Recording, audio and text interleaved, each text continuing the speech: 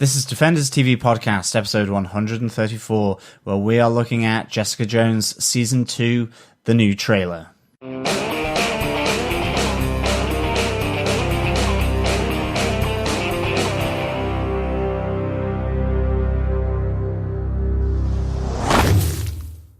Welcome back, fellow Defenders. Yes, we are sneaking in a little mini episode, little mini podcast-isode or something like that. I have got my drink in hand, a nice glass of red wine. I am drinking to remember the awesomeness of the trailer for Jessica Jones Season 2. This is Defenders TV Podcast. We are on episode 134, and I am one of your Cabernet Sauvignon drinking hosts, John. And I'm your other host for this episode, Derek. Yes, a glass of red wine, not a bottle. So not as Jessica Jones as we could have been. And not whiskey either. No, it's not whiskey either. But yeah, Netflix released today Jessica Jones's Season 2 trailer. A 2-minute run through what could possibly come up and obviously will come up with Season 2. Really interesting start. You know, this starts off with the car crash that killed her parents. And what we learn is that potentially killed Jessica Jones as well. That was a shocker in the trailer. It really was. Really interesting. The vibe I get from this certainly is kind of an introverted look at Jessica Jones's life. I mean, very much her past dominated Season 1 with Kilgrave and their former relationship. And again, we see here that there is that introspective look of Jessica Jones in relation to her past, but also set in the wider world of New York City, Hell's Kitchen, and looking like being set in a murder mystery. And dare I hasten to add, it could involve someone else who was brought back from the dead, because when Dr. Maya Hansen, played by Janet McTeer, tells Jessica this, she does ask, how many are there? Who is this killer? Are they, in the same way as Jessica Jones, part of a same experimentation? Or is it someone completely different? And one huge bit of speculation there. Maya Hansen was a character that was used in Iron Man 3, played by a completely different actress. In this show, we've got Janet McTeer. Her part hasn't been announced. The part that she's playing on the show hasn't been announced, but we did notice on the subtitles of the Netflix version of the trailer, her character does come up as Hansen. So I wonder, are they using the character of Maya Hansen again from Iron Man 3, the person that invented Extremis? That was the main conceit in Iron Man 3. If you watch that movie, so interesting if they did do this and bring in Maya Hansen into the world of Jessica Jones, the person that experimented on what we hear in this trailer, the dead Jessica Jones, and bringing her back to life is what gave her powers. Yeah, really interesting as well is, you know, we really wanted Typhoid Mary to show up or come in Season 2. We did think that the brother and sister upstairs from Jessica Jones, who ended up just being a sister because the brother was brutally murdered by Kilgrave. Spoilers for Season 1, John. Yeah, we did kind of think that she would have made a great Typhoid Mary. And, do you know, I know it's only a hint of ginger in Dr. Hansen's hair, but Dr. Nurse, kind of sickly, that kind of thing. Maybe there's some kind of Typhoid Mary thing there. Maybe the killer is Typhoid Mary. Who knows? Maybe, or maybe this is Dr. Mary Hansen, Maya's sister. Yes. Who happens to be Typhoid Mary Hansen. Exactly. Possibly. And of course, you know, the killer could be a lady. It may not necessarily be a man. Absolutely. So it could be Typhoid Mary. Yeah. There you go. There's my out of the ballpark kind of prediction on this. Yeah, there's quite a lot coming from this trailer, definitely, and lots of speculation. Obviously, as John mentioned earlier on, this is spoiler-filled speculation, so not really spoiler-filled. This is only our thoughts looking at the trailer, at what we've seen. It is great to see Eka Darville back as Malcolm DeCass in this. We saw him in The Defenders alongside Rachel Taylor's Trish Walker. We saw both of them in The Defenders together, seeing a much more healthy Eka Darville playing the role of Malcolm DeCastin this season. We can speculate that he's off the drugs, now working with Jessica, so that's a really good thing. Definitely. We see him screaming his lungs out at one point in the trailer. I think tears in his eye, like, has something happened to Jessica? Or what's happened in that particular scene? Really interesting. We get the Jaws shot, the classic Jaws shot. So it's where the door looks like it's going back, and the eye line of Jessica as she walks into that laboratory where she's remembering about the experimentations. I mean, you really do get the sense of things playing in Jessica's mind again, a bit like with Kilgrave, to the point where we do get Kilgrave at the end of the trailer. Has to be him, right? That's the purple light and him clapping away as Jessica has solved something in her own mind. A great little use of the character. Really hopeful, although I did love Kilgrave in the first season. I'm really hopeful that we don't get a lot of him in this season. I'm hopeful that he plays a part in her mind. We do get this idea of him still being there and still being involved in her life, because she can never really get rid of what happened to her, the abuse that happened to her. But I'm hopeful that it's not something like he's brought back to life or there's a clone or anything like that. And I think that's what I meant by that introspective, introverted feeling or view on the world that Jessica Jones brings. You know, it's very internal. You hear about these deep questions that she's got that have been going for 17 years, and you see Kilgrave reappearing. It presumably, and I would say, you know, it's going to be in her mind, or all these different things coming back to her memory that she's trying to drown in drink. I mean, it's. I love in the bar where the bar lady is going, "Are you drinking to forget or to remember?" You know. Really, really good. Yeah, especially Jessica's response saying, just because you're nice about it doesn't mean you're going to get a better tip. Yeah, so that's really good. And just coming back to the Jaws shot, what I meant by that was Jessica goes into this laboratory and then the door seems to be peeling away from her as the corridor comes back. That is the classic shot in Jaws, the original, where you zoom in on the object but you track back on a dolly. Right.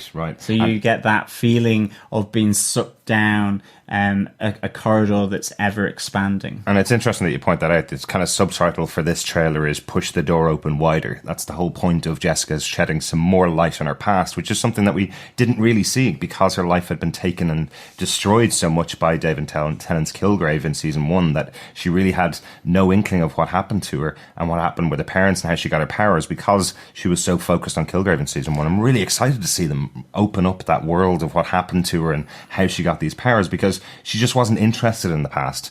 And you can see in this trailer there's kind of that connection now that she's gone off with the Defenders and done, you know, this whole battle against some much bigger foe than she dealt with in the past alongside other heroes. Now she kind of wants to know her history. Yeah, definitely. I'm really looking forward to that kind of look at Jessica Jones in terms of her own internalization of Kilgrave, at least we see at the end of this trailer, but also her past. I think that's really interesting. Mm-hmm.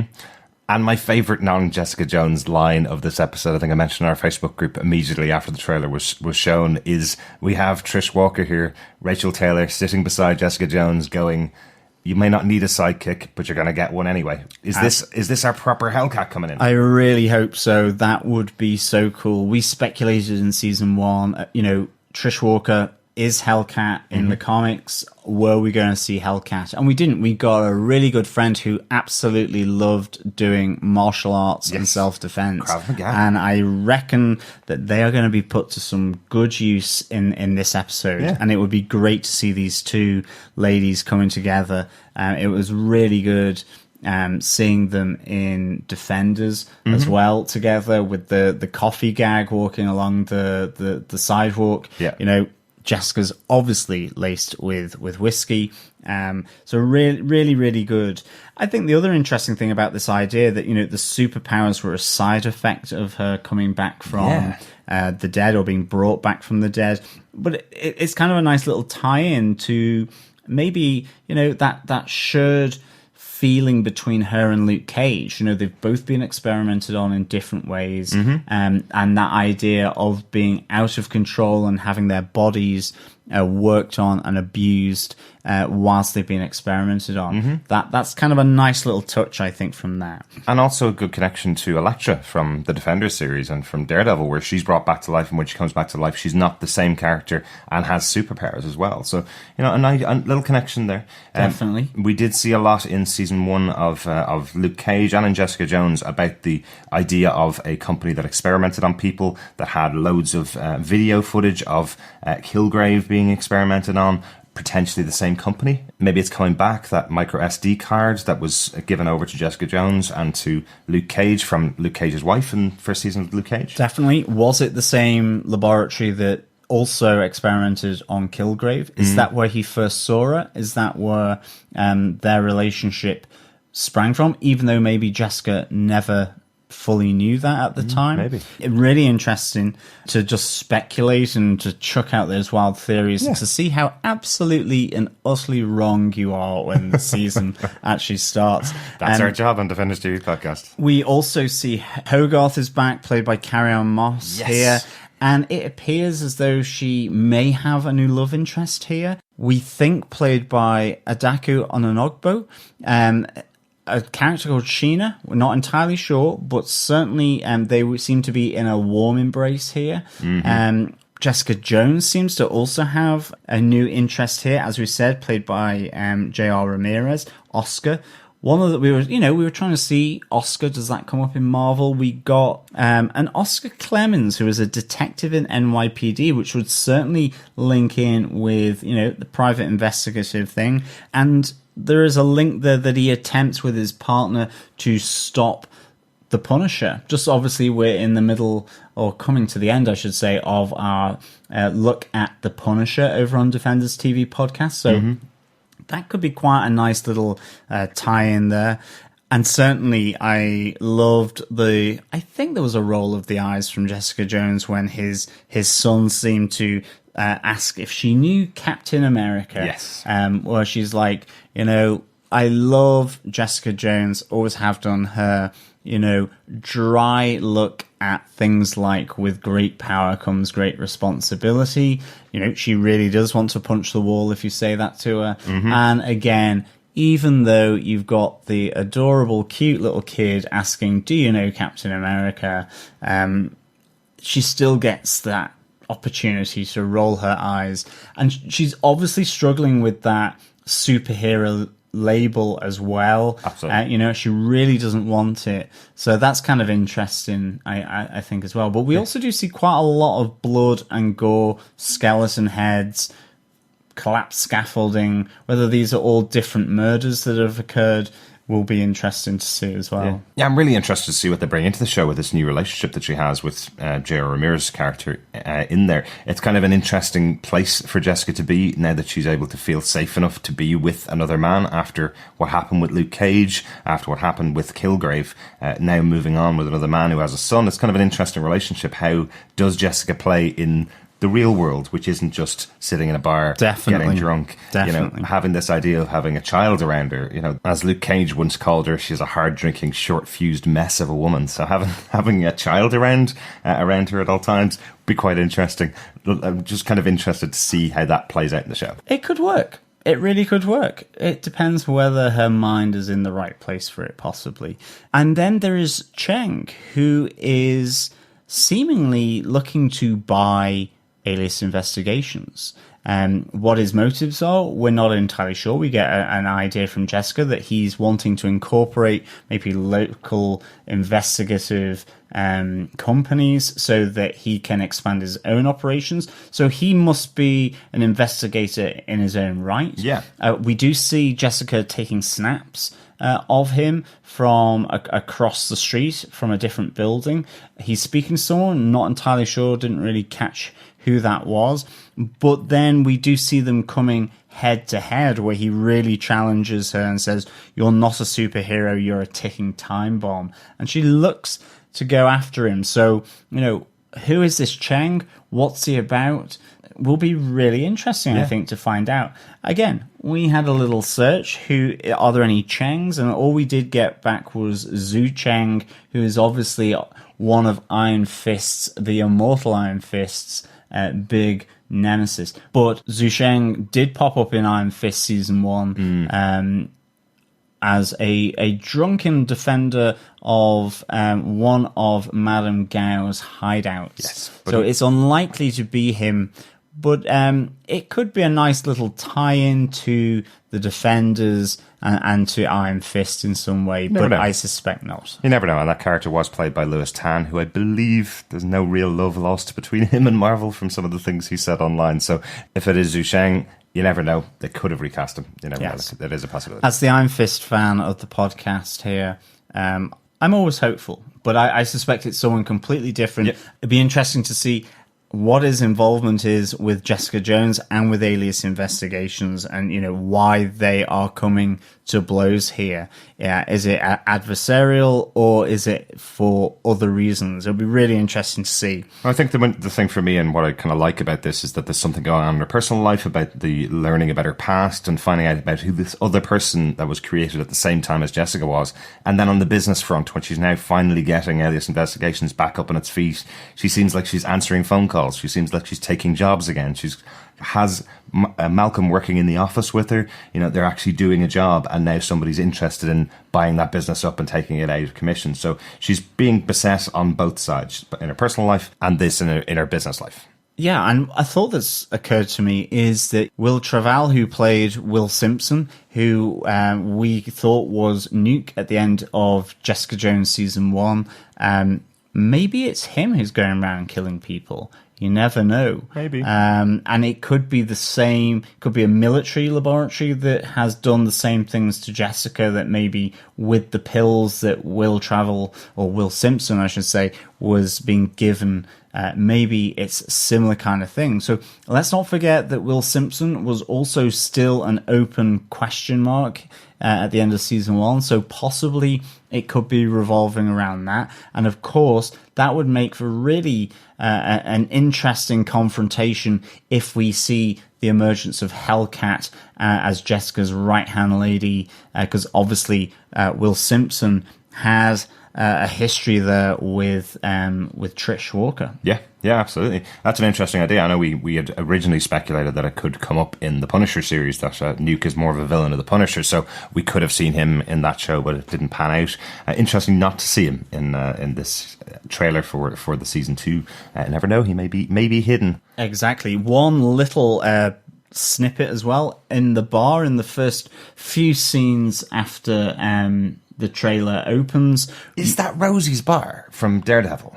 I don't know. I don't think so, but it could be. It's nothing to say that it's not, but I'm not too sure. It just felt like the same layout as Rosie's bar from Daredevil, just shot from a slightly different angle. And Jessica is in Hell's Kitchen, isn't she? So it could well be. And she needs some new clients now that most of Daredevil's gang have moved out of that area. But it could be, because the thing I was going to say is that behind the bar lady read a sign saying "No dogs allowed," and I suspect that this is in reference to the dogs of Hell's Kitchen. Ooh, interesting. The biker gang that really was central in Daredevil 2, one of the gangs that was also looking to be put down by the Punisher in Daredevil Season 2. So it certainly, I think, is Hell's Kitchen, and it could well be Rosie's bar. Mm-hmm. Interesting. I love that we've read into that one a bit much. It could just be no dogs allowed. But as well, maybe after the Defenders, she is honouring Matt Murdock, who she thinks maybe has died. I don't know if it comes after the Defenders this season. Sure it does. But she could be honouring him by drinking at his bar, because Luke Cage's bar certainly is no longer in existence. Yeah. Blown to smithereens it was. Poor Luke Cage. Yeah. Well, he's doing all right. He's just looking forward, right? Always forward.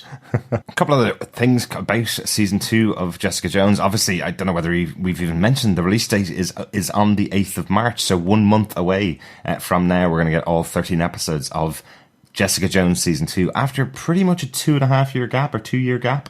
It's quite a phenomenal thing when you look at the Netflix series. If you're a fan of Daredevil, if you're a fan of Luke Cage, if you're a fan of Jessica Jones, and not each of the other shows, and Iron Fist, not each of the other shows, you have to wait this long between series of those shows. We're very lucky to have had some Jessica Jones in The Defenders, but without The Defenders, take that apart, you've had over 2 years since the original show was released. So quite a long time to go for anybody to wait for another 13 episodes of the show. There's not that many shows that do that. A lot of complaints leveled at Game of Thrones because they're waiting 2 years between 2 seasons. A lot of complaints leveled at Westworld that it's waiting 1.5 years between 2 seasons.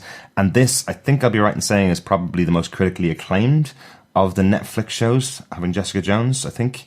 Probably the one that stood out and probably the one that's mentioned most as being progressive and being interesting and different from the other shows. And yeah, we're talking almost 2 years since the last show was out.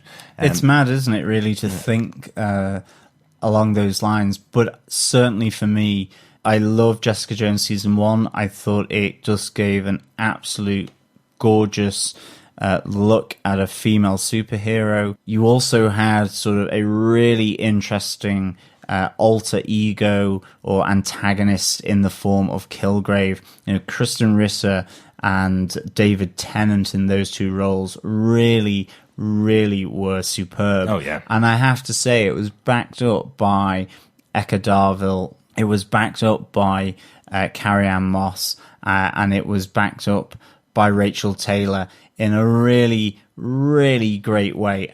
Excellent showrunner, excellent writing. Absolutely love season 1. I have to say, I cannot wait for season 2. Absolutely. And the show is being brought back by Melissa Rosenberg, who did the first season. She was the showrunner on the first season of Jessica Jones. Have to also mention that this is the first Marvel Netflix show to have all female directors for this season of the show.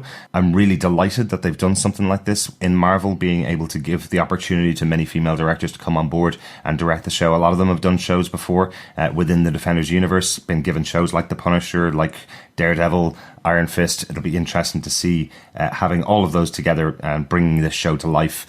Does it give a different perspective on the show that we would have seen if it was all male directors? It has to be that way. I think it's a really cool idea to have them all on board for this show. It's coming out on March 8th, which is International Women's Day as well. So this is just set up to be one of my favourite shows of the year. I think I can already say that I'm as excited for this as I am for any of the Marvel movies coming out. Absolutely. Cannot agree with you more. Yeah. Thank you for listening to us talk about the trailer for season 2 of Jessica Jones. Mm-hmm. If you want to check anything to do with Jessica Jones season 2, please head on over to defenderstvpodcast.com and check out the podcasts. Please subscribe, rate us, and leave a review. It all helps to spread and share the love with regards to the Defenders TV podcast. Please just head on over to our website and go to the subscribe area of your choice, whether that be Apple Podcasts, formerly known as iTunes, Google Play, or any other good or evil podcast catcher of your choice. Please just search Defenders TV Podcast and subscribe and leave a review. That would be great. We're also on Facebook at www.facebook.com/groups/Defenders TV Podcast. Come and join the group. Come and join the community that has been built up over the Defenders series on Netflix. And leave your thoughts, leave your comments, get involved in the discussion for all things Jessica Jones Season 2, as well as Punisher Season 1, which we're reviewing and coming to our last episode on following this short little podcast on the trailer for Jessica Jones. Yes, fellow Defenders, we have not delayed our Punisher podcast because of this podcast. We just had to get in the podcast room and discuss the awesome Jessica Jones Season 2. Once we're finished the Punisher, we'll be going on to Black Panther. Obviously, that movie comes out next week, and as we are recording, which is the 15th of February, we should have a review of Black Panther coming out directly afterwards. Hearing great things about that as well. Really excited to see what we've got in store on the first of the 6 2018 Marvel movies coming out. Really looking forward to that one as well. And if you're listening to us on just the Jessica Jones on Defenders TV podcast feed, we will be back with you on the 8th of March. As usual, straight after the first episode is aired on Netflix, you should be hearing our dulcet tones discuss what we think of that episode and each episode each week as we go after that. Thanks so much for joining us for this episode. Absolutely. Thank you so much for listening. I'm off to go and fill up my wine glass so that I can remember the awesomeness of Jessica Jones Season 1 in anticipation for Jessica Jones Season 2. We'll be back with you soon. Bye.